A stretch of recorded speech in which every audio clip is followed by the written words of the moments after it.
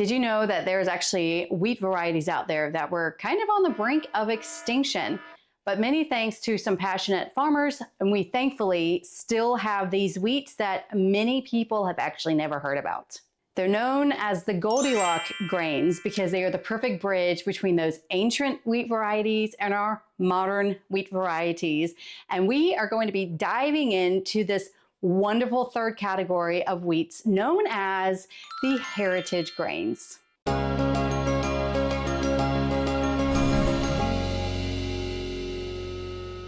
Hey y'all, welcome back to Grains and Grit. My name is Felicia, and on this channel, I teach you all about real whole grains, all from a biblical perspective.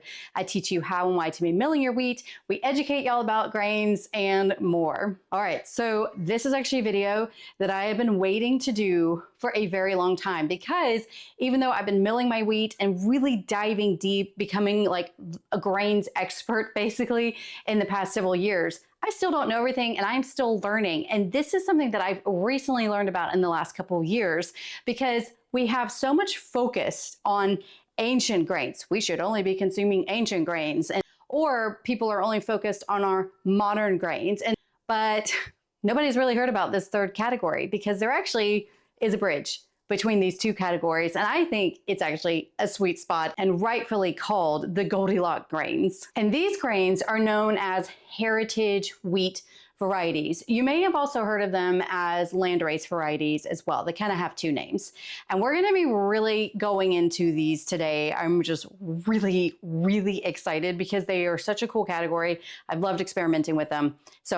But we gotta learn all about it so we know what to do with it. So in this video, what we're gonna be talking about today is, first of all, what exactly are heritage wheats? How do they differ from the ancient grains and our modern wheat varieties? Where do they come from? As well as what makes them the Goldilocks of the wheat family. We're also, of course, gonna talk about the nutritional benefits of them and the most popular heritage wheat varieties and what they're good for. So what you can actually use them for, especially if home millers in our kitchens. And then of course, where to buy them, because these are definitely not ones that you can easily find in grocery stores or even with most farmers or grain distributors. So first up, basic definition. What are heritage wheat varieties?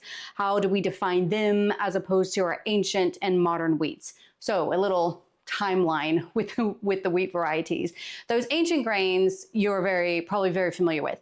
Those are the pre-wheat varieties, the ones that, you know, whatever scientists do this can trace it all the way back to pretty much the beginning of time.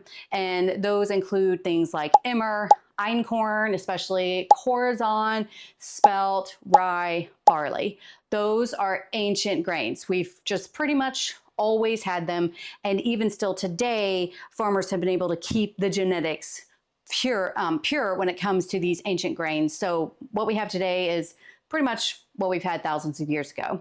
Our modern grains are typically those that are defined since the 1950s, whenever we had the big hybridization that happened in Mexico, that big project.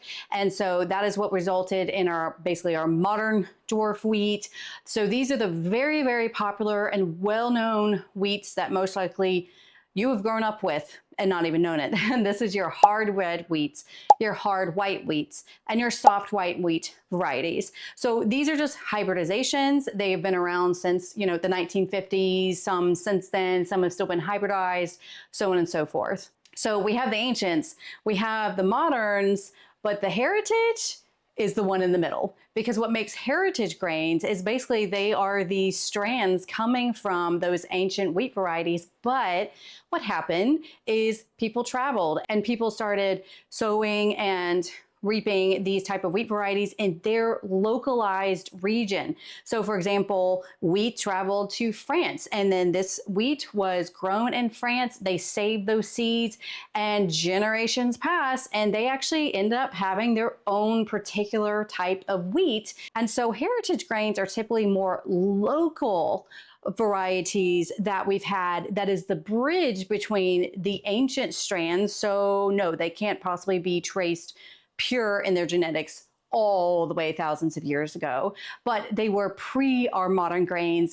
And fun fact, our modern grains genetically trace back to these heritage grains. And we'll get into better examples of this later on when I talk about specific heritage wheat varieties. So as I mentioned of where did they come from, I basically already said it, is they are just that natural bridge that happened. So ancient grains, plants and animals, I've said this a million times before when I talk about, wheat not being genetically modified, but hybridized. Hybridization happens naturally in nature.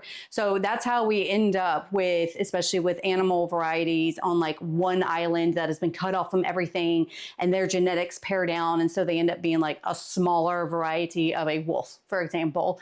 And it happens with plants as well as animals. And so these come from where they probably came from those ancient wheat varieties, but then they just traveled, were planted, and over time, because they were more isolated, they became their own type of wheat variety. Now, what actually makes them the Goldilocks of wheat? And this is what made me so excited about the heritage wheats whenever I found out about these, is because for anyone knows, now do know that I talk about all about milling your grain. So we're dealing with 100% freshly milled wheat, that you're milling the wheat berries at home to make bread. And so if you've been around for some time, and if you've tried doing that with ancient grains, they can be a little finicky and a little tricky and just difficult to work with. In fact, I actually typically don't recommend newbies to home milling to start with the ancient wheat varieties because they can just be difficult. Okay, especially if you've only done baking with like all-purpose flour, which is made from modern wheats, by the way. They're just different. They're delicious. I love my ancient grains, but they are weird sometimes to work with. Contrast to our modern grains, they can develop better gluten strands, and basically all this ends up being is they're much easier to work with. They are actually very easy to work with because, again, the all-purpose bread flours and stuff that you're buying from the store, those are from our modern wheat varieties. They're just easier. Even whenever you mill them yourself at home, they're just easier to work with. And it's why I recommend people to start off with our modern grain varieties than the ancient grains. But the Goldilocks concept, why these heritage grains are in the middle, because they actually have the ease that comes with our modern grains, but more nutrient dense like our ancient grains. So for those people who maybe still have issues with our modern wheat varieties, you want to go more with the ancient grains, but you just still maybe can't get a handle on working with those ancient grains, you have got to try the heritage grains, because I've been working with them and people are right. When they call them Goldilocks grains, it is so true, because they are delicious wheats, especially when you're milling them itself, which you should be doing. But they kind of act a lot like our modern wheats. They're just easy to handle. Now, speaking of that, let's talk about the nutritional benefits with these heritage wheat varieties. But before we get into the nutritional benefits, I want to park it right here really quick and really, really harp on something that I cannot harp on enough. And that is a lot of times when people are talking about how our modern wheat varieties are so nutrient deficient, that's why people are sick. They can't handle our modern wheat varieties, but you should do ancient grains. If those people are still using an all-purpose form and they're talking about all-purpose flour, you're not getting the whole picture, because I do believe even with our modern wheat varieties, most people's issue is the fact that they're not consuming whole grain wheat. They are not milling their wheat fresh at home, therefore consuming the entire wheat berry. Absolutely all-purpose flour is not good. All-purpose flour has had most of the nutrients removed. The bran and the germ have been removed. But if you're also doing that with ancient wheat varieties, those are ancient wheat varieties are also pretty nutrient deficient as well. So I want to park it right there that no matter what, you need to be milling your wheat yourself to get the whole grains and most bang for your buck when it comes to nutrition. So with that being said, let's actually talk about the nutrient benefits of these heritage wheat varieties. As with all wheats, okay, if they're whole grain and freshly milled, they're going to be high in fiber. They're going to be excellent with your B vitamins. They're going to be really good with vitamin E, so long as you're milling fresh. But this kind of scoots more towards the ancient wheat varieties, where they typically are going to be higher in those minor type nutrients. So not the big dogs. I would say the big dogs like your fiber, your B vitamins, your vitamin E are pretty much the same no matter which type of wheat variety that you're using. And I actually did a video up here where I was surprised when research did show that these particular wheats and ancient grains do tend to be higher in those smaller nutrients like the magnesium, the selenium, the phosphorus, those type of things. And what actually makes heritage wheats more nutrient dense than, say, our modern wheats is because of their root system. So with these heritage wheat varieties, their roots actually go deeper into the soil. And so the better those root systems are, if you know anything about gardening, all the nutrients and everything come up through those roots. The deeper your roots, the longer those root systems, the more nutrients that are going to be coming up from the soil. Also, typically speaking, I think why these heritage wheat varieties tend to be a bit higher on the nutrient level is because pretty much the farmers growing them are going to be way more careful about their soil.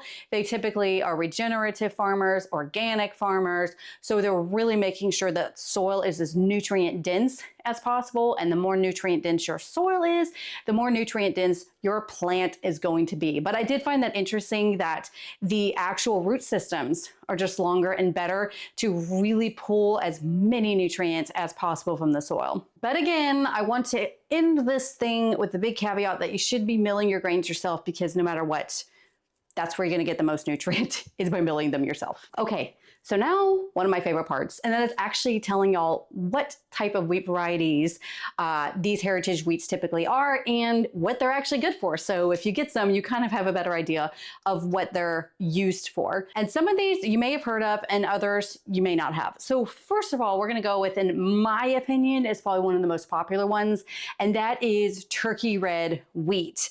It's actually referred to as the godfather of modern bread wheat because the genetics actually come from turkey red. So turkey red was actually used as with many other wheat varieties, but a dominant with turkey red used in our modern wheat that we now have. So the genetics go right back to turkey red. So about turkey red wheat, this actually comes from the region of what we know as present day Ukraine. It was brought to the American Great Plains by Volga German immigrants, Mennonites as well, back in like the 1800s. And I will say, if you don't like hard red wheat, like if you don't like the flavor of hard red wheat, you may not like turkey red as well, because I would say turkey red is even a more bold, nutty, whole wheat type flavor. It is a wonderful, delicious, whole wheat, nutty type flavor, but you can tell like hard red wheat, it's kind of its grandbaby, because whoa, that turkey red definitely holds a punch with it. It is delicious, but with that being said, it's actually great for sourdough, for sandwich loaves, pizza dough, hearth breads, those artisan breads. So the gluten structure is still there to get those taller, those yeast type breads, and with that bold, nutty flavor that we've come to love with our typical hard red, nutty whole wheat type breads. Now, next up is another popular one, which is white Sonora wheat, which I'm not gonna lie, is my favorite.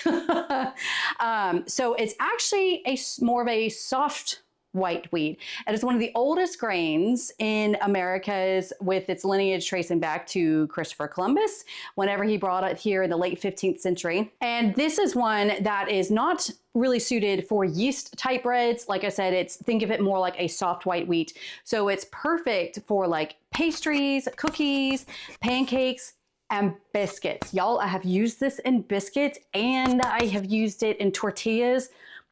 Chef's kiss.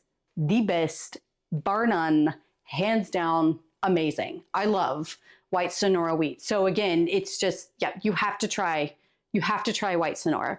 I love it. I love it, love it, love it. It is, I think, does beautifully, especially in those flatbreads. If you like naan, this would be an excellent wheat to use as well, but it actually did great in those biscuits. So white Sonora is my favorite, and I can't say enough about it. All right, next up has a couple different names. It's English Redhead, also known as Red Russian. It's an English heritage wheat variety, more of a soft white wheat, and it has more of a rich, buttery type flavor, but it's actually pretty versatile. So it can do flatbreads, pastries, pizza dough. It's even been used, some high Michelin star bakers like to use it in pasta. I've not actually tried this one yet, but that is what the interwebs have told me that the flavor is. I just haven't tried it just yet. And then we have one that's called Amber Eden, which I have to say, I love the name, but it's a more rare, hard white wheat variety. And it actually comes from the region of modern day Iraq. It actually has higher protein levels. And with those higher protein levels mean that it actually works pretty well in your yeast type breads. Again, it does act a lot like a hard white wheat. So you're gonna be able to make those yeast breads, but it have that milder, whiter type flavor. Next up is Columbia Gold. This one actually is very, very similar to white Sonora, but also a very old one that was actually brought over by Hudson Bay Company governor in 1820s to the Pacific Northwest. But basically, it's actually very similar to white Sonora. So it's gonna be great for those pastries, those biscuits, pancakes, muffins, scones, things like that. Okay, so again, my favorite out of all of those is the white Sonora. The turkey red is also great as well. So I do actually recommend just turkey red and white Sonora if you're wanting to know which one should I buy first. Which leads to the final thing, and that is the important part of where do you actually buy them? Because not everyone sells them. And that actually leads me to talk about today's sponsor, which is Palouse Heritage. And I'm so grateful that they reached out to me because it's partially because of them. They reached out to me to really encourage me to really dive deep and look into these heritage grains. And I'm so glad that they did. So as I mentioned earlier, the importance of getting the most nutrient dense wheat is to make sure that your soil is really good as well. And that comes from our regenerative farmers, which Palouse Heritage is. They are farmers up in the, you guessed it, the Palouse region. And fun fact is they are actually back on the original land that their ancestors farmed on, who brought those heritage wheat varieties over from Europe, and they've started growing them again. So they are actually one of the few farmers that are keeping these heritage wheat grains alive, and I'm so thankful for them. But do know that with these farmers, you're gonna get clean grains sent straight to your door. No GMO, no glyphosate. They also like to take care of their soil, the environment, the water, all of that. So you need to check them out. Just go to grainsandgrit.com/heritage and use this coupon code on the screen so you can snag some. So yes, they do have my favorites, turkey red, white Sonora. You got to get them now, shipped straight to your house. But they are one of the people that I definitely recommend buying them from, mainly because they have, this is all that they do. They are very, very focused on keeping these heritage grains alive. And so it's just easier, I find, to buy straight from the farmers. All right, so that's it, y'all, for heritage grains deep dive crash course on this. So let me know. I want to know, have you tried heritage grains? And if so, which ones are your favorite and what you like to use them for? Again, white Sonora is my fave. Use it for biscuits and flatbreads, and it's amazing. And if you want further research about how I actually was surprised how these heritage wheats and ancient grains were more nutrient dense than our modern grains, although I still love my modern grains, but you're gonna wanna check out this video here because there were some things that very much surprised me. And as always, I hope that y'all have a wonderful day, and I'll see you next week. Bye.